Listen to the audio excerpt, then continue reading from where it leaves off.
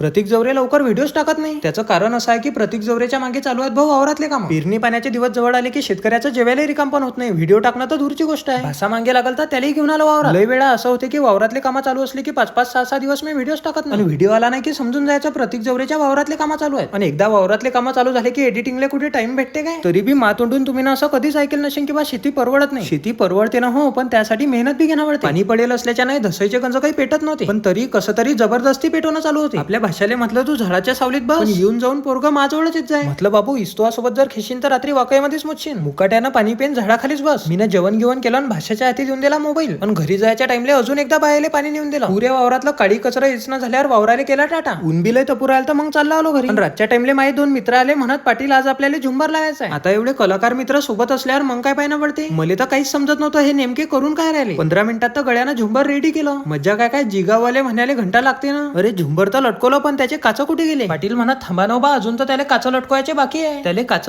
लटकवले हे झालं आपलं झुंबर रेडी. हे तर बढिया वाटून राहिलं बा. तरी हे किती रुपयाचं असेल ते तुम्ही कमेंट मध्ये सांगा, काऊन की तुम्ही सांगसान तेवढे देऊ आपण दुकानदाराले.